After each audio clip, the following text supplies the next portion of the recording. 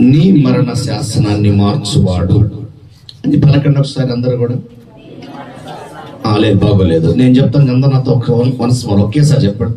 నీ మరణ శాసనాన్ని మార్చువాడు. గట్టిగా పలకాల. ఒక స్త్రీ మాట్లాడితే 3 బజార్లు ఎన్నొచ్చుదట. మీరు ఎంతమంది ఇక్కడ ఉన్నారు, నాకే వినబట్ట వల్ల.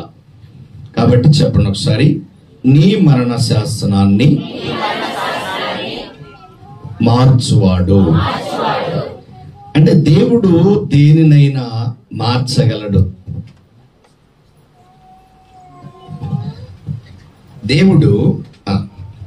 దేవుడు ఏదైనా మార్చగలడు అంటానికి ఈ మాట మనం నేర్చుకుందాం. ఈ టైటిల్ మీద మనం మాట్లాడదాం. ఈరోజు మన టైటిల్ ఏం చెప్పండి ఒకసారి. నీ మరణ శాసనాన్ని మార్చువాడు. Very good, thanks. మార్చువాడు, ఏమైనా మారుస్తాడు. మీ అందరూ తెలుసు కదా, ఏమైనా చేయగలడు. కథ మొత్తం బాగా సోషల్ మీడియాలో వైరల్ అయిపోయింది కదా, అందరూ పాడుతున్నారు. ఆ పాట పాడతారే కానీ నమ్మకం ఉండదు ప్రజలకి. ఒక కథ చెప్తా మీ అందరికి. పాట పాడటం తప్పు అని అన్న కానీ ఒక కథ చెప్తా.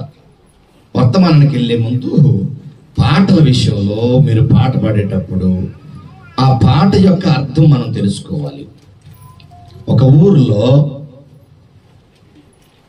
ఒక రోజున పక్షులన్నీ కూడా ఏటకి వెళ్ళినప్పుడు వాటిల్లో కొన్ని చచ్చిపోతున్నాయి.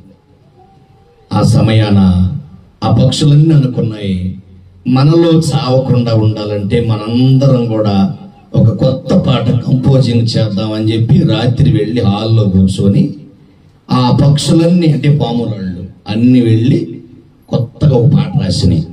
ఆ పాట ఏందో చెబుతా వినండి. ఏటగాడు వస్తాడు, గింజలు చల్లుతాడు, వల వేస్తాడు, పట్టుకొని పోతాడు. నేర్చుకున్నాయి. అలా నేర్చుకున్నప్పుడు వాళ్ళలో కొన్ని పెద్దోడే, నువ్వు అవరోహణ బాగలేదా సరిపడా అన్నప్పుడు కొంత ఎటగాడు వస్తాడు, గింజలు చల్లుతాడు, వల వేస్తాడు, పట్టుకొని పోతాడు. అలా పాట పాడుకొని తెల్లారింది కదా, ఏటకి వెళ్ళాలి, ఆహారం కావాలి, వెళ్ళిపోయారు. వెళ్ళిపోయిన తర్వాత ఇప్పుడు ఒక అడవిలో వాలిపోయాయి, అన్ని లక్షలు వాలిపోయినాయి. ఏటగాడు వచ్చాడు. ఇప్పుడు వీళ్ళు పాటలు పాడుకుంటున్నాయి ఈ పాములన్నీ. ఏటగాడు వస్తాడు, గింజలు చల్లుతాడు, వల వేస్తాడు, పట్టుకొని పోతాడు.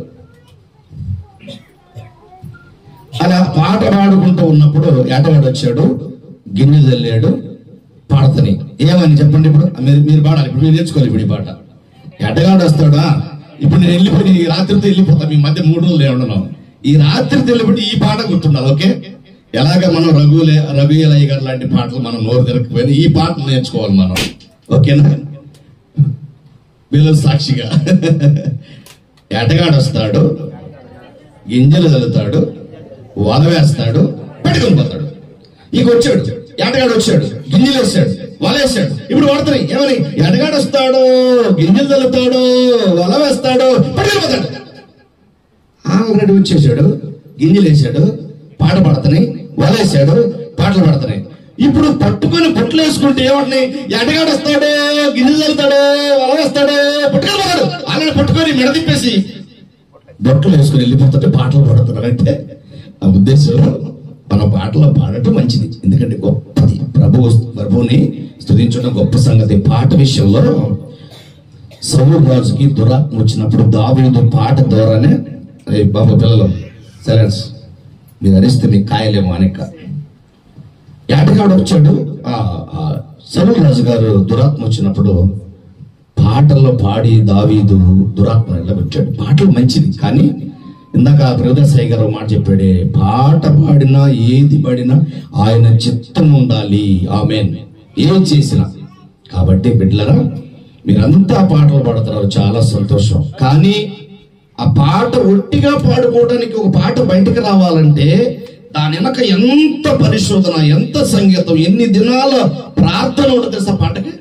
అందుకని పాటను ఇప్పుడు సింపుల్ గా అందుకంటే గుర్తుపెట్టుకోండి, తప్పుగా అనుకోవద్దు. ఇక్కడ ఎవరైనా చదువుకునే వాళ్ళు ఉంటే, బాగా చదువుకున్నవాడు కంటే, బాగా చదువుకొని పాట నేర్చుకున్న వాళ్ళకంటే ఏమి రాకుండా ఆత్మ లోపల నుంచి పాట పాడతాడు.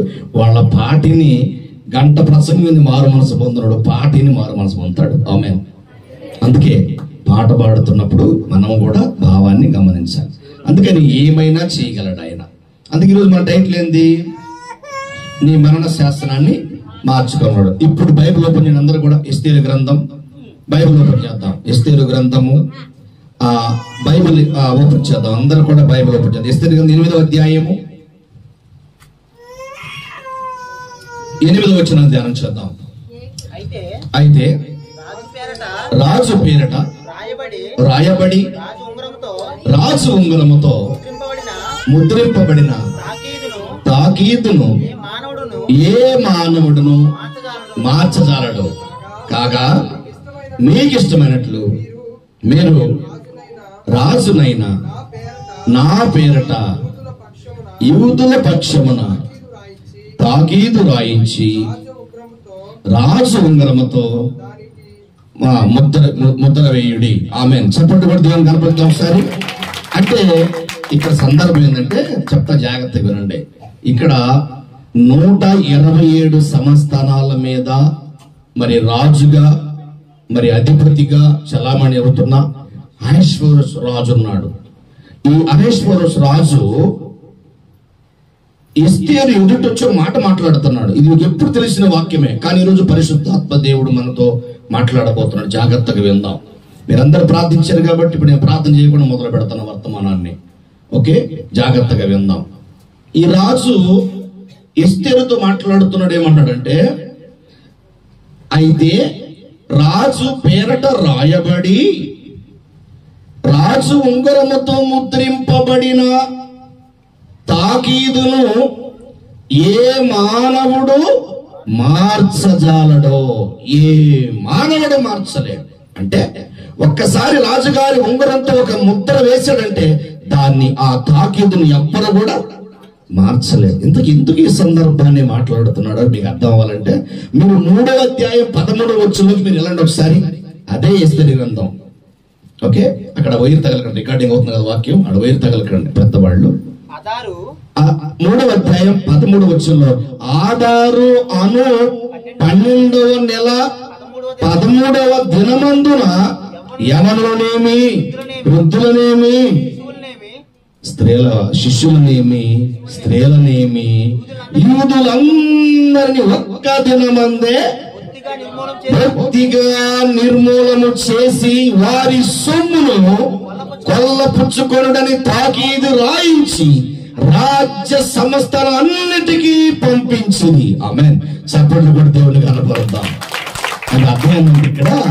ఇక్కడ కొంచెం జాగ్రత్తగా విన్నారనుకోండి, ప్రారంభంలో మీకు అంత ఇంట్రెస్ట్ ఉండదు వాక్యం. కొంచెం మనసు పెట్టండి, మీరు ఏడకొచ్చుకుని మర్చిపోతారు. ఇకంతే.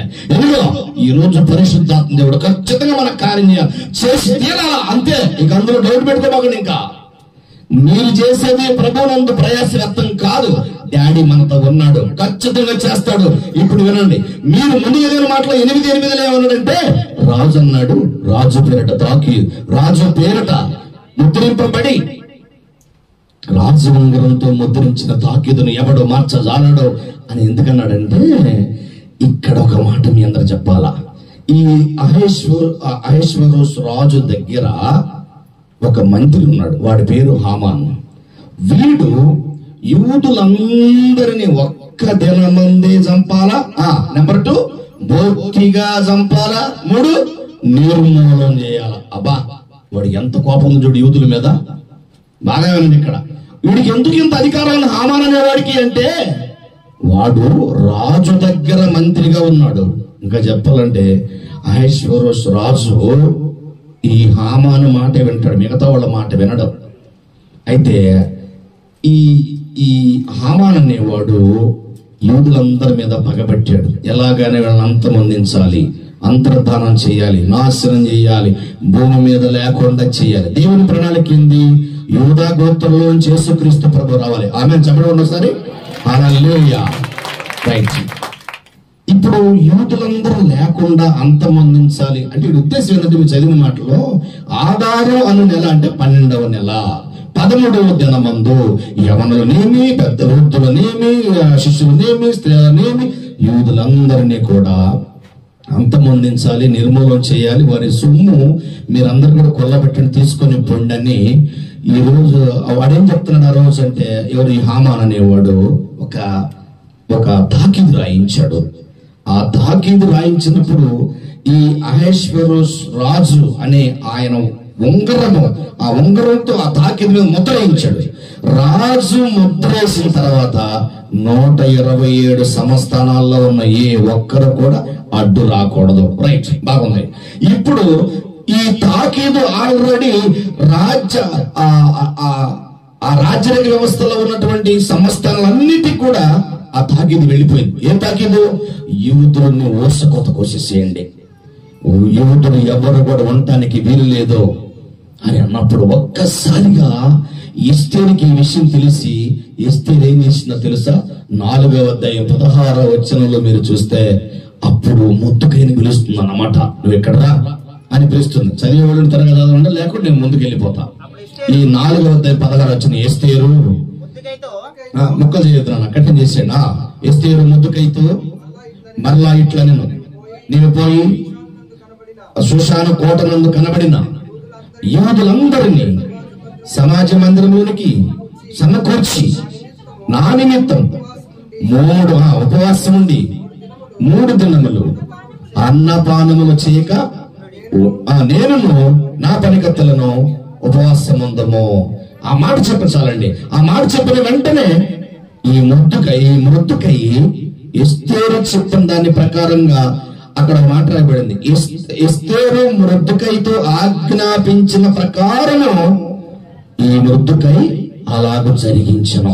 అంటే ఇక్కడ మీకు ఏం చెప్పాలంటే, ఒకటి జాగ్రత్తగా నుండి 8వ వచనంలోనేమో రాజు ఏమంటున్నాడు ఎస్తేరుతో?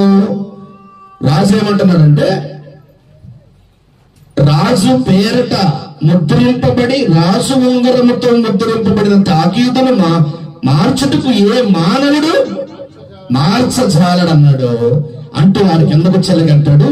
మీకు ఇష్టమైనట్టు రాజులైన నా పేరట యూదుల పక్షమున మీరు తాకీదులు చేయించి రాజు ఉంగరముతో ముద్ర చేయుడి అన్నాడు. అంటే ఎందుకు రాజు ఆ మాట అన్నాడంటే, అంతకుముందు హామాన్ అనేవాడు కొన్ని తాకీదులు రాయించి యూదులు ఎవరు లేకుండా అంతర్ధానం నుంచి సర్వనాశనం చేసి వాళ్ళని మట్టు పెట్టాలని ప్రయత్నం చేశాడు. నేనే దేవుడిని, నా తర్వాత ఇంకెవడు లేడు, నేను చెప్పింది రాజు వింటాడని పగబెట్టాడు, కక్షగట్టాడు, కత్తిగట్టాడు, అసూయతో, మత్తలతో, యుమతలతో, అహంకారంతో ఎర్రవిగి చంపాలనుకున్నాడు. పరలోకపు తండ్రి ఎస్తేరు మనస్సును అర్థం చేసుకొని ఎస్తేరు పెట్టుకున్న మొర యూదులందరూ ఉపవాసం ఉండి ప్రార్థన చేశారు. యూదులందరూ ఉపవాసం ఉండి ప్రార్థన చేసిన తర్వాత ఆ రాత్రి రాజుకు ఒక కల వచ్చేసింది. అది 6వ అధ్యాయం 1వ వచనంలో ఉంటది అన్నమాట. ఆ రాత్రి ఏం జరిగింది? ఆ రాజుకు నిద్ర పట్టలేదు. నిద్ర పట్టబోయి రాజ సమాచారపు గ్రంథమును తెమ్మని ఆజ్ఞనీయగా అది రాజు ఎదుట చదివి వినిపింపగా ద్వారపాలకుడైన బిగ్తాను అతేరేషు అను ఆ ఇద్దరు రాజు యొక్క నపుంసకులు ఇద్దరు రాజును చంప ప్రయత్నించినట్లుగా దాని విషయంలో మృద్దుకై ఆ విషయాన్ని తెలియపరిచినట్లు ఆ గ్రంథంలో రాయబడింది. ఏ గ్రంథంలో? బాగా ఉన్నది. ఇప్పుడు బిడ్డలో ప్రయాసపడ్డారు కదా, ఇన్ని రోజులు ఉపవాసం ఉన్నారు కదా, ఇన్ని రోజులు ప్రయాసపడి ఖర్చు పెట్టారు, కష్టపడ్డారు, శ్రమపడతారు కదా. అయితే వాక్యం వినకపోతే నీకు ప్రయోజనం లేదు. ఇన్ని రోజులు కష్టపడ్డా ఈ మీటింగ్ జరగడానికి ఈ రోజు మీరు చిన్న మంది అనుకుంటున్నారేమో. కాదో, మీకు తెలియదో, నేను ముందు చెప్పా మీకు తెలియనంత గొప్పోళ్ళు మీరు చేసే ఈ ఉపవాస ప్రార్థనలు. అందుకే కింద యేసురత్నమయ్య గారు అద్భుతం కింద కొటేషన్ ఇచ్చాడు. నాకు నచ్చిన మాట ఏంటంటే, ఉపవాస పండగల కొట్టడం సపడం ఏ పండుగ? ఉపవాస పండగలవే. ఏందిరా నిజమైన పండగ అంటే? కోడిని, కుక్కని, మేకని, నక్కని కోసుకుందే కదా పండగ అంటే. నశించిపోతున్న లోకం కొరకు ప్రార్థించాలి. ఎస్తేరు చెబుతుంది, మీరు వెళ్ళండి, షూషాను కోటలో ఉన్న వారందరినీ సమాజ మందిరానికి పోగు చేయి. నువ్వు వెళ్ళి మీరు 3 రోజులు ఉపవాసం ఉండండి. ఇంకో మాట చెప్పమంటారు మీ అందరికీ? ఇస్తే ఒక మంచి మాట ఉంది. ఆ మాట ఏందో తెలుసా? ఏమందంటే, మీరే కాదు నేను నా పని కట్టులను 3 రోజులు అన్నపానములు పుచ్చుకొనకయ్యు ఉపవాసం ఉండిదము. మీరు ఉపవాసం ఉండండి, సమాజ మందిరం సమకూర్చండి. మన దేవుడు మన పక్షాన ఉంటాడు. ఆ రాత్రి యూదులందరూ కూడా అందరూ ఉపవాసం ఉండి ఏడ్చి గోనె పట్టు కట్టుకొని బూడిద పోసుకొని ప్రార్థిస్తుంటే పరలోకమందున్న కన్న తండ్రి ఒక్కసారిగా వాళ్ళ వైపు చూసి వెంటనే ఆలోచించి ఆ 127 సంవత్సరాల అధిపతిగా ఉన్న రాజు దగ్గరికి దేవుడు తన దూతను పంపించి వాడికి నిద్ర పట్టుకుని చేశాడు. ఇక్కడ బాగా గమనించాలి. ఒక వ్యక్తి పడుకోవాలన్నా, లేవాలని, నిద్రపోవాలన్నా, తినాలన్నా ఆయన కృప లేకపోతే నిద్ర పడరాదు. ఆమె ఎంత డబ్బైనా ఉన్నది. నేను చెప్పేది అబద్ధం కదండి బాబు, మీరు చదువుకున్న 4వ అధ్యాయం చివరిలో ఉంటుంది ఆ మాట. యెహోవా నేను నెమ్మదితో పడుకొని, కీర్తనలో ఉంటాడు ఆ మాట చివరిలో, 4వ అధ్యాయం చివరిలో అంటాడు, యెహోవా నేను నెమ్మదితో పడుకొని నిద్రపోదు, నెమ్మదిగా పడుకొని నిద్రపోయి మీరు అనుకుంటారు అంటే అర్థం ఏంటంటే, నేను కృప లేకపోతే పడుకుంటా కానీ మళ్ళీ లేవడం అవలగదు అంటాడు. అంటే అర్థం చెప్పండి, దేవుడు కృప కావాలి. ఆ రాజుకు నిద్ర పట్ల రాజ సమాచారం కింద తీసుకుని రండి ఎన్నడు అడగనాడు. అప్పుడే ఎందుకు అడిగాడంటే, అంతకు ముందు 4వ అధ్యాయం 16వ వచనం వాళ్ళు ఉపవాసం చేశారు. 6వ అధ్యాయం వచ్చాక మా నోడికి నిద్ర పట్టలేదు. ఇక ఒరేసారా ఏమైందిరా అంటే, ఏమీ లేదు, పరలోకా నుంచి ఒక లేఖ పంపించాడు దేవుడు. పరలోకా నుంచి ఒక శుభలేఖ. ఆ శుభలేఖ ఏంటంటే, ఒరే ముద్దుకాయ మంచోడురా, నువ్వు ఆ ముద్దుకాయ దగ్గర ఉన్న యువతులందరూ చంపాలి నువ్వు అనుకుంటున్నావు. నీ దగ్గర ఉన్న మంత్రికి వాడికి మతి లేదురా, వాడికి మాంసం కుదిరి మతిపోయింది వాడికి. నువ్వు వాడి మాటలని వ్యక్తిగా ఒక్క దినమందే నిర్మూలన చేయాలి, నాశనం అనుకుంటున్నావు కాదురా. ముద్దుకాయ మంచోడురా, పిచ్చోడా అని దేవుడు రాజు దగ్గరికి ఎప్పుడు పోయి నిద్ర పట్టుకుని చేసాడు తెలుసా? వీళ్ళు ఉపవాస ప్రార్థన 4వ అధ్యాయం 16వ వచనంలో ఉపవాస ప్రార్థన ఉన్న తర్వాత 6వ అధ్యాయం 1వ వచనంలోకి వచ్చేసి నిద్ర పట్టుకుని చేసి, ఆ నిద్ర పట్టణ చేసిన తర్వాత ఆ రాజు వచ్చేసి అడుగుతున్నాడు. ఆ రాజ్యపు సమాచార గ్రంథంలో ఏం రాయబడిందో చూడమన్నప్పుడు అన్న సైనికులు పరిగెత్తుకుంటూ వెళ్ళి అది తీసుకుని వచ్చిన తర్వాత దాన్ని చూశారు. చూసినాక అందులో మొర్దెకై ఈ రాజు దగ్గర ఉంటారు ఒక 2, వాడి పేరు ద్వారపాలకులుగా ఉన్నారు. ఆ ద్వారపాలకుల పేరే, ఒకటి పేరు బిగ్తాను, రెండోవాడి పేరు తెరేషు. పేర్లు బాగా గుర్తుపెట్టుకో. వాక్యం బాగా నాకు మాట్లాడితే కుదరదు. వాక్యం సీరియల్ గుర్తుపెట్టినట్టుగా, సినిమా గుర్తుపెట్టినట్టుగా దీన్ని కూడా గుర్తుపెట్టుకోవాలి మీరు. ఓకే, ఇప్పుడు ఏ పేరు చెప్పండి? రాజును చంపాలనుకున్న 2 ఎవరు? Number 1 Bigthan, number 2 Teresh. వీళ్ళెవరు? ద్వారపాలకులు. రాజు పక్కనే ఉంటారు వీళ్ళంతా. ఎప్పుడు రాజు ఎక్కడున్న ద్వారపాలకులు లోపలే ఉంటారు అంతా. కానీ వీళ్ళు రాజును చంపాలనుకున్న సంగతి మొర్దెకై తెలియజేసినట్టు ఆ గ్రంథంలో ఉంది. విచిత్రం ఏంటంటే, ఎప్పుడో మొర్దెకై చేసిన మేలు ఎన్ని సంవత్సరాల తర్వాత బయట పెట్టాడు. ప్రియమైన దేవుని పిల్లలారా, ఎన్ని ఏళ్ల తర్వాత బయటపడుతుందండి మన తండ్రి. ఏమండి, మన తండ్రి మనం వదిలేస్తాడా? మన తండ్రి మనం వదిలిపెట్టాడా? మన తండ్రి మనం విడిచిపెడతాడా? మన తండ్రి మనం మర్చిపోతాడా? ఆయన మరవడు.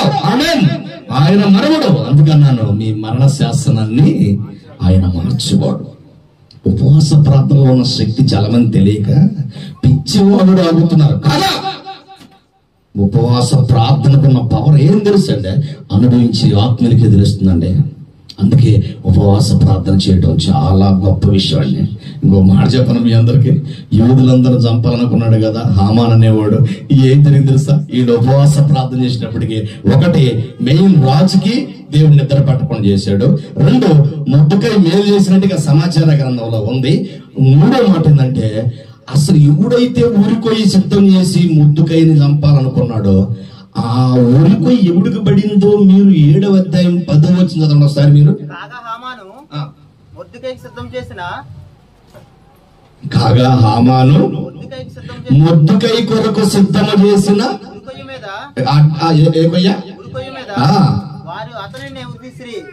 కొయ్యి మీద వారి అతన్నే ఉరి తీసిరి. చూసారా దేవుడు ఎలా మార్చాడు?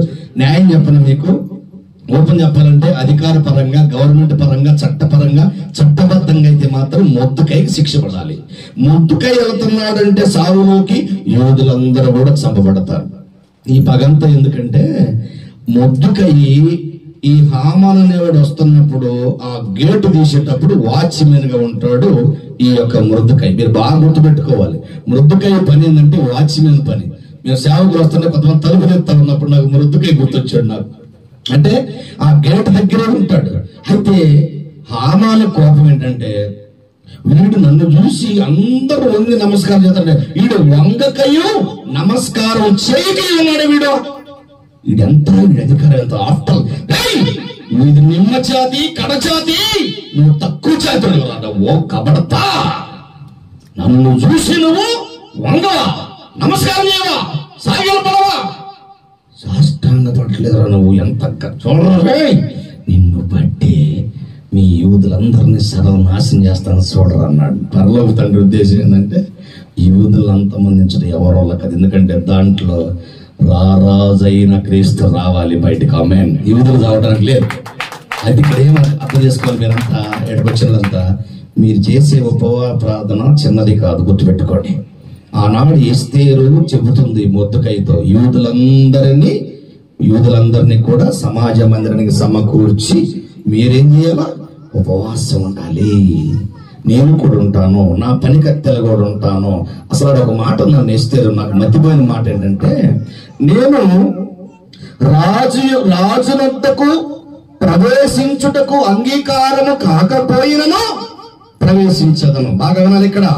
కొన్ని సందర్భాల్లో నీ కష్టాలు, నష్టాలు, బాధలు, వ్యాధులు వచ్చినా సరే నువ్వు సావుకాన్ని తెగించాలా. అదే విశ్వాసం. అన్ని బాగున్నప్పుడు ఆరాధించేవాళ్ళు కాదు విశ్వాసం అంటే.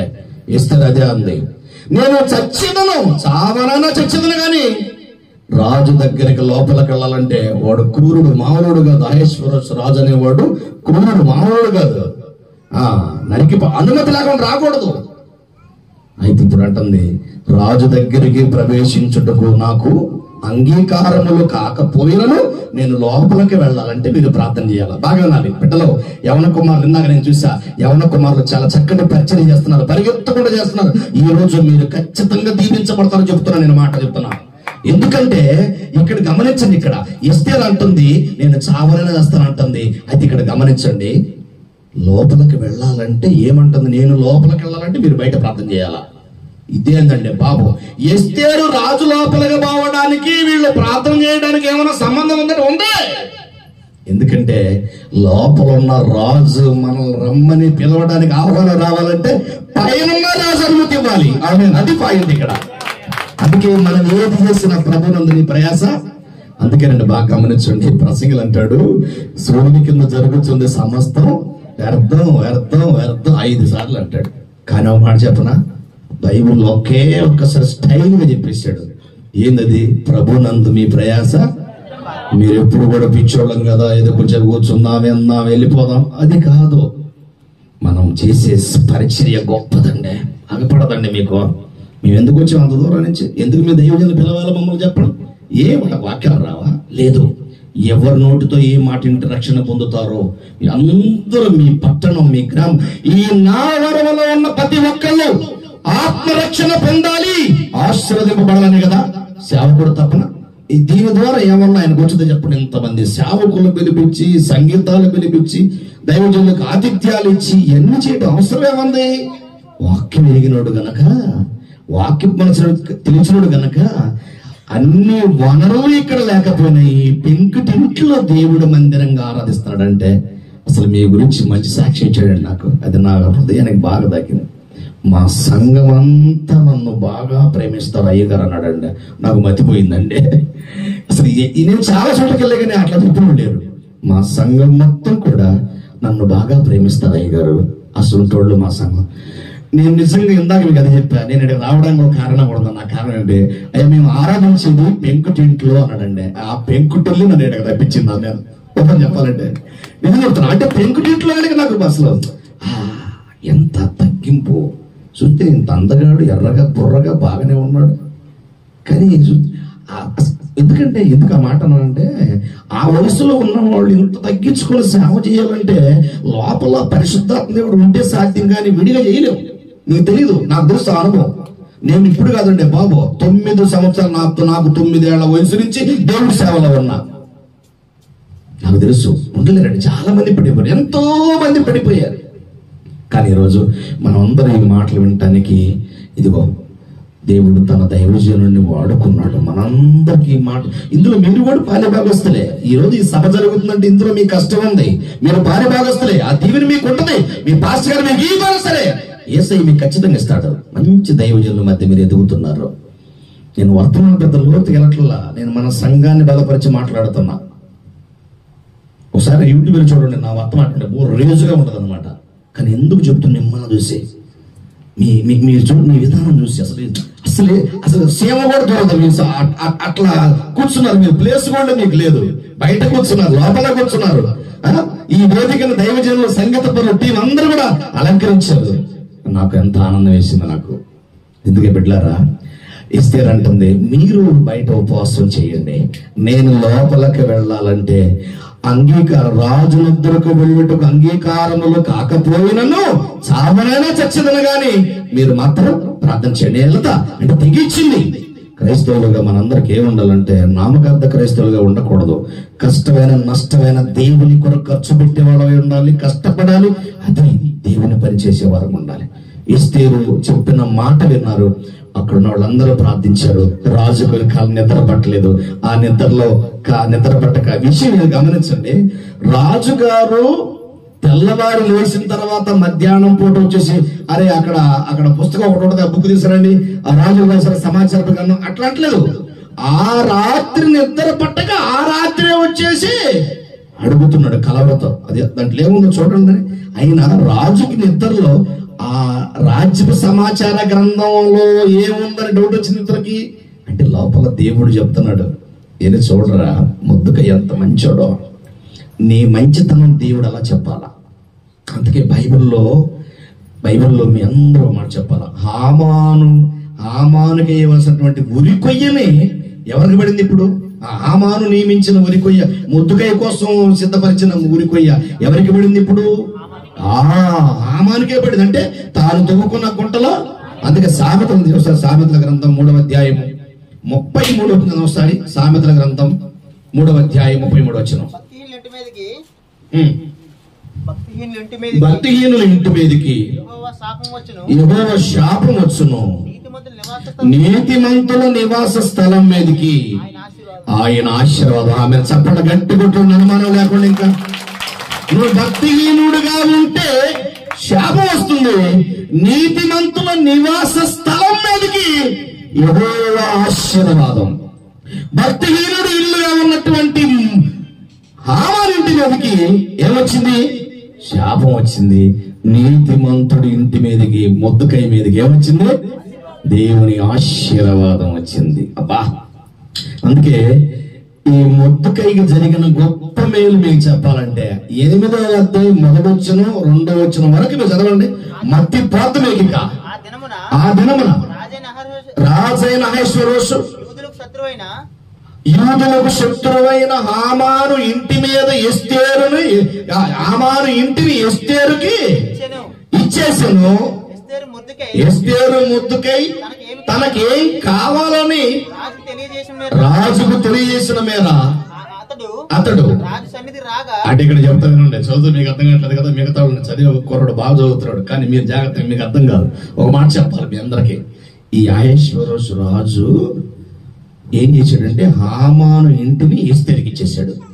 ఎస్తేరుకి ఇచ్చే సమయంలో ఎస్తేరు రాజు ముందు నిలబడి ఏమంటుందంటే, మొద్దుకై నాకేమవుతాడు అని మొత్తం వివరంగా చెప్పేసిన తర్వాత మొద్దుకై రాజు సమూహంలో రాజు సన్నిధికి వచ్చేటప్పటికి ఈ హామాను చేతిలో నుండి తీసిన ఉంగరాన్ని మొద్దుకైకి పెట్టేశాడండి. అబ్బా, ఆమె ఇదెలా ఉందా బాబు, ఆమె సపోర్ట్ కొడుతుంది కనిపించండి, మామూలు ఇచ్చారండి. అని మీ ఉంగరం అనగానే ఏదో మేము వెళ్ళి చేపించుకుంటాం, ఆ కేడిన ఉంగరం, బంగారు ఉంగరం అని, అది కాదు. ఆ ఉంగరం వేరు, మీ ఉంగరాలు వేరు. అదేందో తెలుసు అసలు? ఆ ఉంగరం ఈ హామానుగాడి దగ్గర ఉందంటే రాజుగారు మొత్తం ఈయన దగ్గర ఉన్నట్టుగా. ఒక మాట చెప్పండి మీ అందరికి, మీది ఒక 10 గజాల స్థలం ఉందనుకోండి, స్థలం మీదే అనుకుని మీరేం చేశారు, దాంట్లో కాంపౌండ్ వెళ్ళిపోయారు, కానీ ఆ డాక్యుమెంట్స్ మీద నా సంతకం ఉంది. ఇప్పుడు ఎలా ఉంటుంది మీకు? 1000 గజాలు మాది అనుకుంటాం, గజం అంటే మీకు అర్థం కాదేమో, ఒక 4 సెంట్లు అనుకోండి, సెంటుకు వచ్చి 45 గజాలు. ఈ 4 సెంట్లు మీకుంది. మీరేమనుకున్నారు? ఏదో టమాటకాయలు, బెండకాయలు, సొరకాయలు, పొట్లకాయలు వేసుకొని పండించుకుంటున్నారు మీరు. కానీ విషయం చెప్పనా, దాని మీద నా ఏలు ముద్ర ఉంది. ఆ ప్లాట్ నాదే ఎప్పటికైనా. నువ్వేమనుకుంటున్నావు? అది నాదే, అది అని కుదరదు. ఏలు ముద్ర ఎవరిది? సంతకం ఎవరిది? నాదుంది. నాదున్నప్పుడు అలాగనే ఈ హామాను గాడి దగ్గర ఎవరి ముద్ర తీసుకున్నాడు? రాజుగారి ఉంగరంతో వేసిన ముద్ర దగ్గర పెట్టుకున్నాడు. అంటే ఆ ఉంగరం, రాజుగారి ఉంగరమే ఈ హామానుకి పెడితే, హామానుకి పిచ్చి కోపం, దరిద్రుడా ఎంత మోసం చేసేవరా, ఒకప్పుడు నీ మాటలు విన్నాను నేను, అన్ని అబద్ధాలే, అన్ని అబద్ధాలే, లేచిన కానించి అబద్ధాలు ఆడతా ఉంటారు మీరు, లేచిన కానించి పిచ్చోళ్ళారా, ఏం మనిషిరా నువ్వు అన్నట్టు అనుకొని ఏమండి ఆ శిలువ, ఆ ఉరిపొయ్యి మీద హామాను ఉరి తీయించి ఆ యొక్క ఉంగరాన్ని రాజుగారు తీసి ఈ యొక్క మొరుతుకైకి పెట్టాడు. నాకు ఒక మాట చెప్పాలి మీ అందరూ కూడా. ఆ రాజు ఒక మాట అన్నాడు, ఏమంది సార్, హామాను చేతిలో నుండి తీసిన తన ఉంగరం. ఆమె ఏ ఉంగరం? తన ఉంగరం. అంటే అర్థమైంది, రాజుగారి ఉంగరం అది. హామానుగాడు పెట్టుకున్న ఉంగరం రాజు ఉంగరం అది. ఆ రాజు ఉంగరం ఈయనకి, ఎవరికి? ఈ యొక్క మృదుకైకి పెట్టారు. అప్పుడప్పుడు మేము పెళ్లిళ్ళు చేస్తున్నప్పుడు మేము పెళ్లి కుమారుని, పెళ్లి కుమార్తెని వేదిక మీద పిలుస్తాం. ఉదాహరణ కొద్దిసేపు ఏ సరసన అయ్యగారు అనుకోండి, సపోజ్ పెళ్లి కుమారుడు, నేను వచ్చి పెళ్లి చేస్తాను అనుకుందాం. వస్తున్నప్పుడు ఏం చేస్తామంటే ఆ ఉంగరం తాను పట్టుకున్నప్పుడు ఏమంటాం? దేవుని పరిశుద్ధ నిర్ణయం చొప్పున మేలుకైనను, ఆలోచించుకోండి, కలిమికైనను, లేమికైనను, వ్యాధి అందును, ఆరోగ్యం అందును, కష్టమైన నష్టమైన వ్యాధి అయినా బాధ అయినా నిన్ను ప్రేమించిన పెళ్లి భార్యనిగా చేసుకునొచ్చున్నా అంటాం. అయితే ఉంగరం పెడుతున్నప్పుడు కొత్తగా ఒక మాట చెబుతాం. ఆ ఉంగరం పెడుతున్నప్పుడు ఇప్పుడు ఏ సత్యనారాయణ గారు తన భార్యకి పెడతాడు. అంటే ఏమనుకోబాకండి, భార్య లేదనుకోండి, ఒక పెడితే ఆ పెట్టే ఏమని చెప్తాం అసలు? ఆ ఉంగరం పెడుతున్నప్పుడు అప్పుడు ఆ పెళ్లి కుమార్తె చెయ్యి పట్టుకొని ఆ ఉంగరం పెడుతున్నప్పుడు అప్పుడు ఏమనిపిస్తామంటే, నిత్య నిబంధనకు స్థిరమైన ప్రేమకు గుర్తుగా ఈ రింగును నీ చేతికి నేను తొడుగుచున్నాను. ఇది మొదలుకొని నా ఆస్తి అంతట్లో భాగస్థులుగా చేసుకుని నా శరీరంతో కూడా నేను గణపరిచదనం అని ఒక ప్రమాణం చేపిస్తాం. నీకు అర్థమవుతుందా? ఎవరు మాట్లాడుకుంటున్నారు, దయచేసి మాట్లాడుకో. ఒక్కరు మాట్లాడితే అంత ఖరాబ్ అయిపోతుంది. జాగ్రత్తగా తర్వాత మనం పని చేసుకుందాం. మేము కూడా చాలా దూరం వచ్చి, మాకు కూడా చాలా పనులు ఉన్నాయి, చాలా బిజీ మేము కూడా. జాగ్రత్తగానండి, ఓకే? ఆ రింగు తొడిగేటప్పుడు స్థిరమైన ప్రేమకు గుర్తు, నమ్మకమైన ప్రేమకు గుర్తు. ఇప్పుడు మొద్దుకై, ఈ మొద్దుకైకి రాజు ఉంగరం ఎందుకు పెట్టాడంటే, మొద్దుకై ఈ మొద్దుకై రాజుకు అంత ఇష్టమైపోయాడు. ఎక్కడో వాచ్మెన్ గా పనిచేసుకునేవాడు, గేట్ కాడ నిలబడేవాడు. అందరు వస్తా ఉంటే పోతా ఉంటే గేట్ వేయాలా. విషయం ఏంటంటే, ఇప్పుడు గేట్ కాడ ఉండవలసిన వాడు 127 సంస్థలన్నిటి మీద కూడా రాజకిరీటాన్ని ధరించి, రాజవస్త్రం పెట్టించి, రాజు ధరించుకున్న కిరీటాన్ని మొద్దుకాయ మీద పెట్టి అతన్ని ఊరేగిస్తున్నారంటే ఇది ఉపవాస ప్రార్థన ఫలితమా లేకపోతే అతని బలం? అదే ఆమె. ఇప్పుడు చెప్పండి, మీకు అర్థమైందా ఉపవాస ప్రార్థన? అందుకే ఉపవాస ప్రార్థనలో మనము చాలా ఆశీర్వాదాలు పొందుకుంటాం. నన్ను అడిగితే అన్ని సభల కంటే కూడా ఈ ఉపవాసపు పండుగ, ఈ ఉద్యమ సభలో నిజంగా దైవజనులు మరి యేసురత్నం గారికి దేవుడు ఎందుకు తలంపించాడో నాకు తెలియదు. నేను అనుకున్న మొదట్లో ఒకసారి క్యాన్సిల్ అయిపోయింది మీటింగ్స్, మళ్ళీ ఇంకోసారి ఉండదనుకున్నా. కానీ ఆ మాట దేవుడి దగ్గర తీసుకున్న ఒప్పందం ఖచ్చితంగా నెరవేర్చడానికి నిజంగా సేవకులు ముందుకు రావడం, మీ యొక్క సహకారం మీరందరూ కూడా సిద్ధపడడం, మీరు ఎక్కడెక్కడి నుంచి రావడం గొప్ప సంగతి. అందుకన్నాను, మీరు భక్తిగా ఉంటే ఖచ్చితంగా దేవుడు ఆశ్రయిస్తాడు. అందుకే భక్తిహీనుల ఇంటి మీదకి శాపం వస్తుంది, నీతిమంతుల నివాస స్థలం మీదకి ఏమొచ్చింది? ఆశీర్వాదం. యెషయా గ్రంథం 24వ అధ్యాయములో 5వ వచనంలో ఇలా రాయబడి చూడండి ఒకసారి. యెషయా గ్రంథం 24వ అధ్యాయము 5-6 వచనాల్లో ఏమి రాయబడి చూడండి. ఎందుకు ఈ రోజు మనం ఉపవాస ప్రార్థన చేయాలి, ఎందుకు మీరంతా ఉపవాస ప్రార్థన చేస్తున్నారు అని మీరు ఆలోచిస్తే చూద్దాం. లోక నివాసులు ధర్మశాస్త్రములను అతిక్రమించారు, కట్టడలను మానుకొని ఆ కట్టలను మార్చి నిత్య నిబంధనను మీరు ఎప్పుడైతే దేవుని వాక్యాలు మారారో, దేవుని నిబంధనలు మారారో, దైవ సేవకుడు మాటలు మీరిపోయారో, అంటే మీరు కాదు సుమా, మీ గురించి మాత్రం మంచి సాక్షి నేను విన్నాను. నా సంఘ బిడ్డలందరూ మమ్మల్ని, మాకున్న 4 సంఘాలు ఉన్న మమ్మల్ని ప్రేమిస్తారు, ఓకే, కానీ కొన్ని వ్యవస్థలు జరుగుతుంది. నిత్య నిబంధనలు మీరే ఉన్నారు, దాని నివాసుల చేత మీరేటప్పుడు చూడు, లోకము అపవిత్రమాయను, శాపము దేశమును నాశము చేస్తుంది. ఆమె చెప్పండి ఒకసారి, దేశం శాపము దేశాన్ని నాశేస్తుంది. ఉపవాసాలను ఎందుకున్నారంటే శాపము దేశాన్ని నాశనం చేస్తుంది. ఈ రోజు లోకంలో ఎంత శాపం ఉందో తెలుసా? ఆ శాపం పోవాలంటే ఉపవాస ప్రార్థన మనకు అవసరం. లాస్ ఏంజల్స్ మీ అందరూ తెలుసా? వాళ్ళు కూర్చో చేస్తండి. లాస్ ఏంజల్స్, రైట్, అమెరికా దేశంలో కాలిఫోర్నియాలో ఒక పట్టణం, ఒక అత్యధికమైన ప్రజా ఆదరణ, కోటేశ్వర్లే కాదు, అసలు అది అత్యధిక అమెరికాలో ఉన్న జనాభాలో 2వ స్థానంలో లాస్ ఏంజల్స్ జనం విస్తారంగా ఉన్నారు. ఇంకో మాట చెప్పిన, ఆడేం జరిగిందో చెప్తే జాగ్రత్త, తలల పైకెత్తుకోండి, ఓకే? మనం అంశలా ఉండాలి. పన్ను కింద వస్తుంది, అంశ ఎక్కడ వస్తుంది, పైకి వస్తుంది. మనం పైకి చూసి తల్ల పైకెత్తి వాక్యాన్ని విందాం. మీరు చాలా బాగా విన్నారు, వెరీ గుడ్, మంచిది. అయితే ఒక మాట చెప్తా. ఈ అమెరికా దేశంలో, ఈ కాలిఫోర్నియాలో ఉన్నటువంటి ఆ రాష్ట్రంలో ఉన్న ఈ పట్టణం ఏది, లాస్ ఏంజల్స్. అక్కడట ఒక్కొక్క ఇల్లు, ఏమండి, ఇప్పుడు ఇది ఉంది కదా, ఇప్పుడు ఒక ఇల్లు ఉంది కదా, ఈ ఇల్లు ఒకటే ఫ్లోర్ అనుకుందాం, స్లాబ్ వేస్తే ఒక ఫ్లోర్ అనుకుందాం. ఇలాంటిది 250 ఫ్లోర్లు ఒక్కొక్కటి. బాగా వినండి, ముగించేస్తా. 250 ఫ్లోర్లని. ఈ 250 ఒక్కొక్కళ్ళ గట 1000 కోట్లు వస్తుందంట. ఆడెవరుంటో తెలుసా? లాస్ ఏంజల్స్ ఎవరు తెలుసా? అందరూ హాలీవుడ్ ఉంటారు. టాలీవుడ్ కాదు. ఎవరు? టాలీవుడ్ అంటే మన బాంబే, దుబాయ్, లేకపోతే ఇక్కడ ఇండియాలో. హాలీవుడ్ ఉండేది అక్కడ అమెరికాలో. పెద్ద పెద్ద దర్శకులు, నిర్మాతలు, హీరోలు ఉంటారు. ఏం జరిగిందో తెలుసా? ఒక రోజున మీటింగ్ పెట్టుకొని ఓట్లు ఎలక్షన్ పెట్టుకున్నారు. బాగా వినండి. ఇప్పుడు ఓట్ల ఎలక్షన్ ఏం పెట్టుకున్నారంటే, ఎవరు ఎక్కువ మెజార్టీ ఉంది, దేవుడికి ఎక్కువ మెజార్టీ ఉందా, మనుషులకు ఎక్కువ మెజార్టీ ఉందా అని వాళ్ళు ఓట్లు పెడితే, ఆ ఓట్ల ఎలక్షన్ లో ఏం జరిగిందంటే దేవుడి కట్ట 0 వచ్చిందంట. బాగా బిడ్డలో, వెరీ గుడ్, యూత్ పిల్లలు, ఏమొచ్చింది? దేవుడికి 0 వచ్చింది.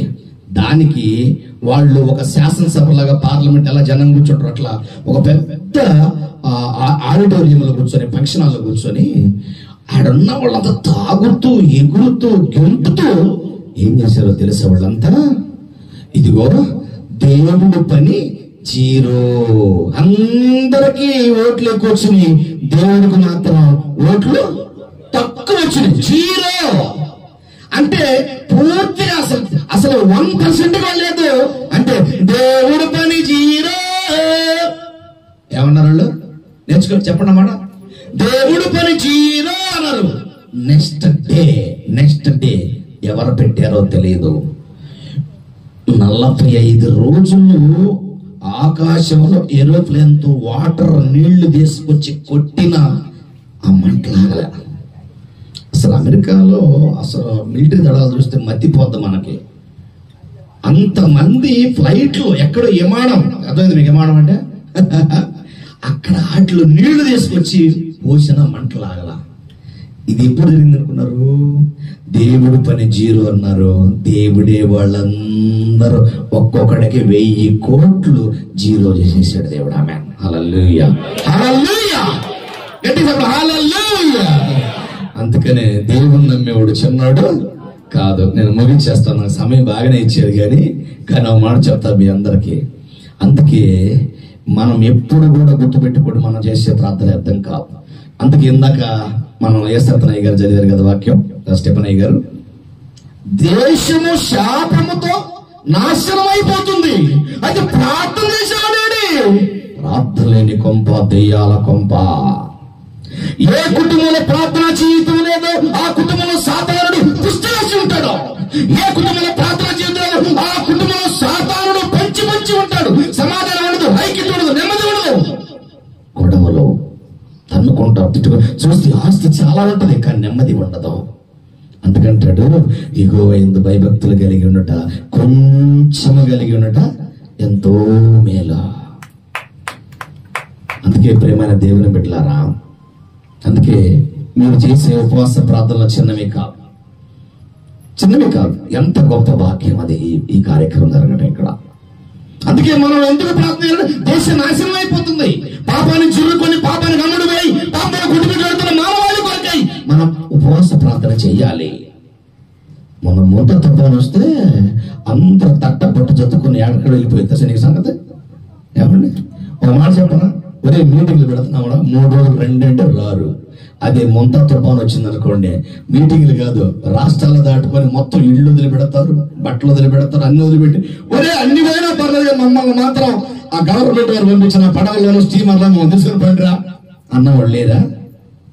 అందుకే బిడ్డలారా, ఎస్తేరు తెలియజేస్తుంది, ఈ మరణంలో నుంచి మనం బయటపడాలంటే, ఈ మరణ ఆంగ్మాలు శుభలేఖగా మారాలంటే, ఈ మరణ శాస్త్రాన్ని మార్చేవాడు దేవుడే. కాబట్టి మనం ఏం చేద్దామంటే మన ఉపవాసంతో ప్రార్థన చేద్దాం. అందుకే యువతులందరూ ఉపవాసం నుండి ప్రార్థన చేశారు. ఆ ప్రార్థన వల్ల వాళ్ళ మీదకి వచ్చిన శాపం అంతా కూడా దేవుడు తొలగించాడు. ఈ ఉదయకాలం లేక ఈ మధ్యాహ్న కాల సమయంలో మనం చేస్తున్నటువంటి ఈ ఉపవాస ప్రార్థన ప్రభు చూస్తున్నాడు, బాగా గుర్తుపెట్టుకోండి. ఎందుకు? యూదులందరూ ఉపవాసం ఉన్నట్లుగా దేవుడు చూశాడు కాబట్టి రాత్రి రాజుగారికి నిద్ర పట్టకుండా చేశాడు. వాడు చేసిన మంచి మృదుకై చేసిన మంచి అంతా కూడా బయటపడింది. అందుకే మనం ఏం చేద్దామంటే మనం కూడా సకల జనుల కొరకు ప్రార్థన చేద్దాం. బైబిల్ అంటాడు, మీరందరూ సుఖముగా నెమ్మదిగా బతుకున్నట్లు రాజుల కొరకును అధికారుల కొరకును మనుషులందరి కొరకు మీరేం చేయాలి? ప్రార్థన చేయాలి. మొదటి దినవృత్తాంతాలు చదవండి ఒకసారి. మొదటి దినవృత్తాంతముల గ్రంథం లేదా 2వ దినవృత్తాంతముల గ్రంథం తీయండి ఒకసారి. 7వ అధ్యాయము 14వ వచనం చదవండి. ఏముంది అక్కడ?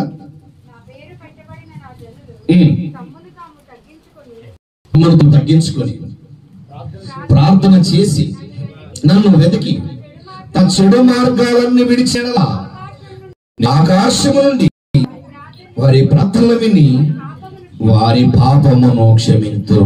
హల్లెలూయా, హల్లెలూయా, హల్లెలూయా. దేవుని నామానికి మహిమ కలుగునుగాక. ఆకాశము నుండి వింటారు. ఏడుంటాడు మీ తండ్రి, మీ డాడీ? చెప్పండి, ఏడుండే?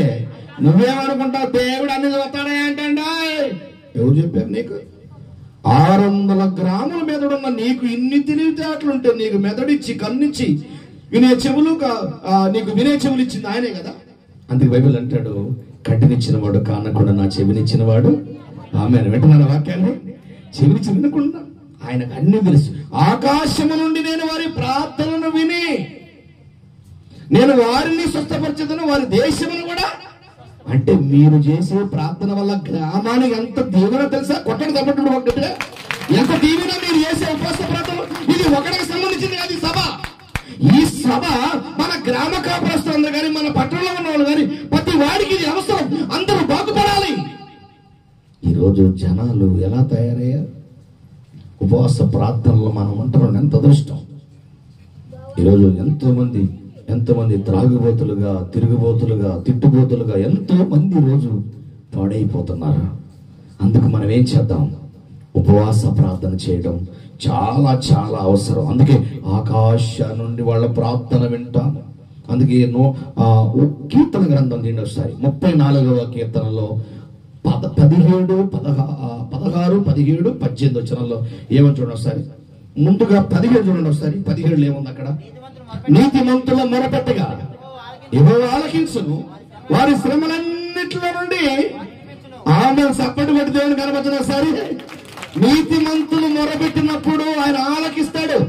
ప్రభు ఏమన్నాడు చెప్పండి? నేను చెప్పండి, మీ అందరిని అడుగుతున్నా. ఇప్పుడు వెనక్కి వచ్చిన అక్కలో మీరు చెప్పాలి. ఇప్పుడు అందరూ కూడా అన్నలో మీరు చెప్పండి ఒకసారి. ఇప్పుడు నాకు ప్రభు ఏమన్నాడు? ఎక్కడ 2, 3 కూడి ఉంటారు వారి మధ్య అంతకు మించి ఉన్నావా, అంతకు తక్కువ ఉన్నావా? అరే మాట్లాడండి మీరు, మాట్లాడండి. ఎంతమంది ఉన్నా మనం? ఎక్కడ 2, 3 కూడి నా నామాన ఉంటారో వారి మధ్య నేను. అంతకు మించి కుప్పలుగా ఉన్నాం ఇక్కడ మనం. మన ప్రార్థన వినడా? సంఘము ప్రార్థించగా సంఖ్యల్లో తెగిపోయినట్టే. ఆమేన్, హల్లెలూయా. అందుకే నీతిమంతుల మొర యెహోవా ఆలకించును, వారి శ్రమలన్నిటిలో ఆయన విడిపిస్తాడు. 18లకు వచ్చేలకి ఏమంటాడు? కిందకు వచ్చేలకి విరిగిన హృదయము గల వారిని ఆయన ఆసన్నుడు, విరిగిన మనసు గల వారిని ఆయన రక్షిస్తాడు. ఆమేన్. విరిగిన మనసుతో మీరు ప్రార్థిస్తే, మొర్దెకై విరిగిన మనసుతో ప్రార్థించాడు, యూదులు విరిగిన మనసుతో ప్రార్థించాడు. అలా ప్రార్థించినప్పుడు ఏం జరిగింది తెలుసా బిడ్డలారా? అప్పుడు మొర్దెకై, అయ్యా హామాను ఉరిలో నుంచి, హామాను పెట్టిన ఉరి కొయ్య నుంచి నన్ను తప్పించావని హామాను ఈ విధంగా పాట పాడి ఉంటాడని కొంతమంది పెద్దల ఆలోచన. ఆ పాటే, గురిలేని నన్ను ఉరి నుండి లాగి దరి చేర్చినావే పరిశుద్ధుడా,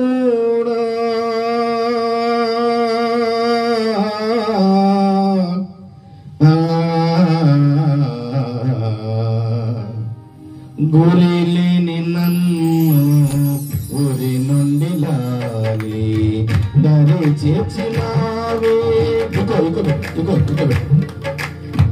దరి చేర్చినావే పరిశుద్ధుడా, ఏమని పాడెదా దేవా, ఏమని పాడెదా ప్రభువా, ఏమని పాడెదా దేవా, ఏమని పాడెదా ప్రభువా.